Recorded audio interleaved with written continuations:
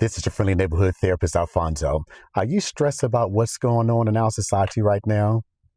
Hold on, got a message for you.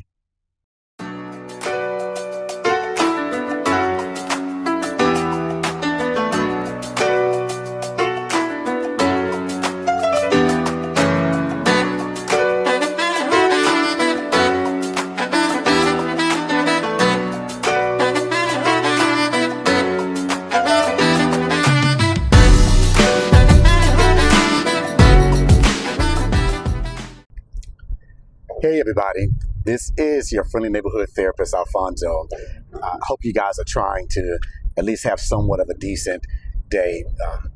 Just thinking a lot lately about the things that have been going on in our country, and when I do videos to talk about people's mental health, I'm not speaking about it from any political affiliation. I'm actually a registered independent, but I realize that there have been a lot of things that have been happening to us in the country, whether you're directly impacted or indirectly impacted. Those of us who are not directly impacted, we still feel the energy of what's going on in the air. And my heart goes out to those individuals who've lost their jobs as a result of the what's called the reshaping of the federal government. I have my own thoughts about that, but I just wanted to do a video today. I'm on my way to get something to eat. I try to always make sure I'm decompressing. I got a text recently. A young lady said, "Hey Alfonso, how are you doing? Just found out, have breast cancer, have to start chemo, radiation, surgery, and everything is moving fast." The intensity in the text message, it was obvious, and with everything else that's going on now, having to deal with a health issue that is life-threatening. Let's be honest. Breast cancer is one of the types of cancer that has a high mortality rate, along with some other cancers. But just talking to the individual, and she's taking it in stride. Not that she doesn't recognize what's going on, but more like, hey, no matter how much we want things to go well, things are just going to happen that are beyond our control. And one of the best things that we can do is to maintain control of our mental and our physical health. There are things going on right now that's designed to stress us to HELL out.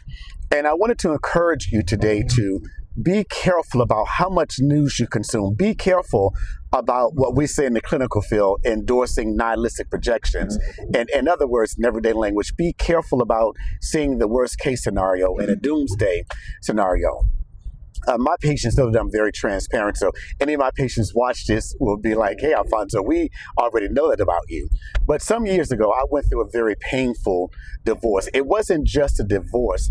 I was at a point in my life where I knew some things needed to change, and the divorce came along, and as a result of all the chaos that was going on in my life at that point, had to end up declaring bankruptcy. In fact, 2 bankruptcies within a short period of time, a Chapter 7 and a Chapter 13, I believe is what they were, bankruptcies.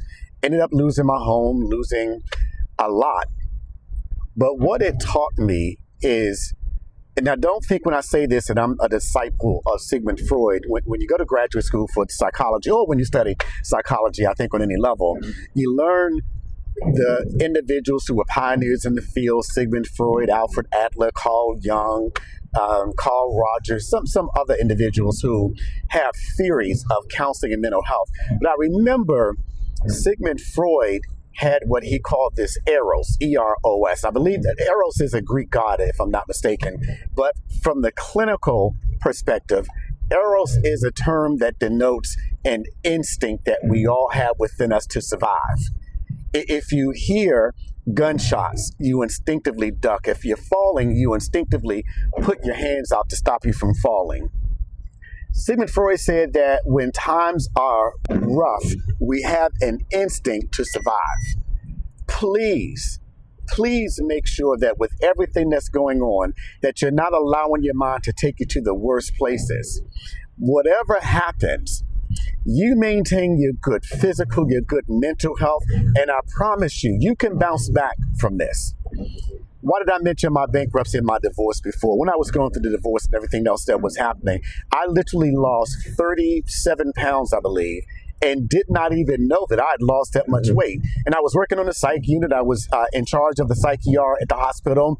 And one of the staff said, "Hey, Alfonso, I want to know that diet you're on because, man, you're dropping weight really, really fast." I said, "Dropping weight? What in the world is she talking about?" This was maybe 30 days into the divorce and everything else. I went to the bathroom and I realized I was still wearing extra large clothes, but I lost so much weight that my body was now fitting a medium. I had to literally leave the hospital, go over to the mall about 10 minutes away and buy some clothes that were more fitting of my frame. And first thing I did was put on large clothes and said, "Oh my God, this is too big." Then medium clothes. When I looked at how the belt, the hole that I had to use for my belt, I had 2 or 3 notches. I couldn't believe it.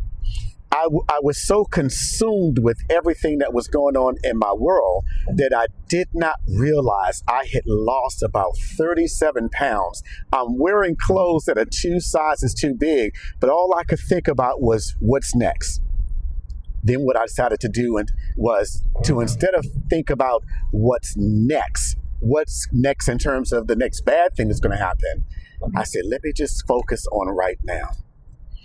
Let me deal with the here and now.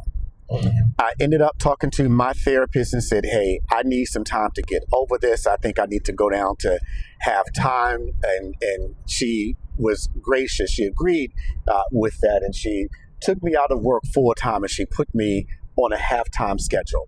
And while I'm getting phone calls about this is due, you've got to pay this, while all those things are going on, I decided to stop looking at everything that was going on around me and to be more in tune with what was going on inside of me. It's what we call in my field mindfulness. I was just making sure I was mindful of the next thing that's in front of me and of what's happening to me now, as opposed to thinking about what's going to happen 2-3 years from now. I had 2 children I knew I had to continue to take care of, co-parent with my now ex-wife, and we are very good. My ex-wife and I are actually very good. And dealing with the here and now allowed me to get a better perspective.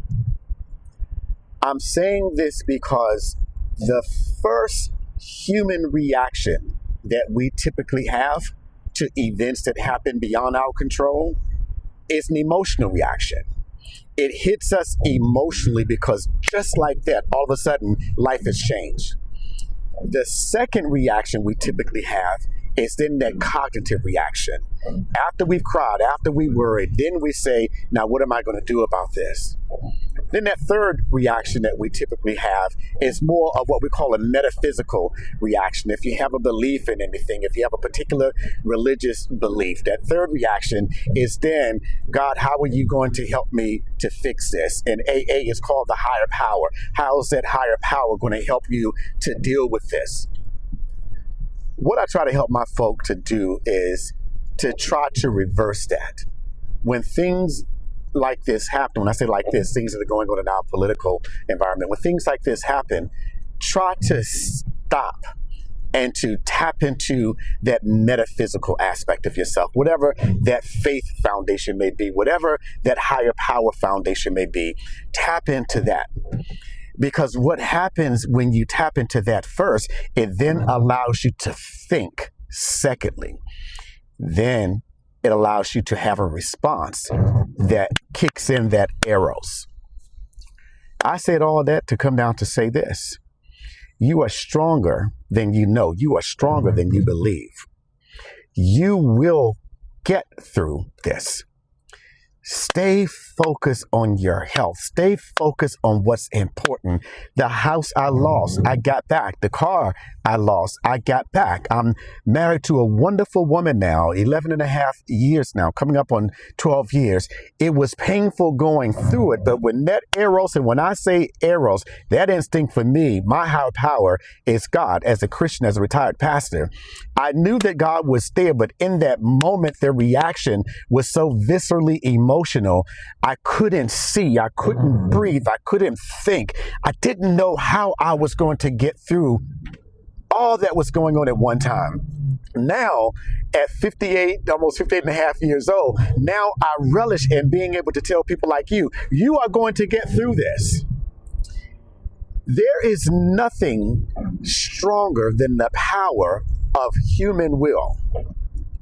And I'm saying that in a non-spiritual way, but I tell the folk that I treat that a belief in oneself is one of the most powerful forces in the universe. What's happening in our political environment has the ability to impact us on a short-term basis, but how you deal with it determines what happens to you, for you, and with you for the rest of your life. I want you to think about that eros, that instinct to survive. After you've cried, after you've prayed, after you've worried, after you've tried to figure out what to do, step back and say, we are going to get through this. We'll make it through this. If or when you remember to tap into that inner strength, tap into that higher power, tap into that eros, when you do that, I guarantee you look back and you say, you know what? We've come through worse than this. I've made it through worse than this.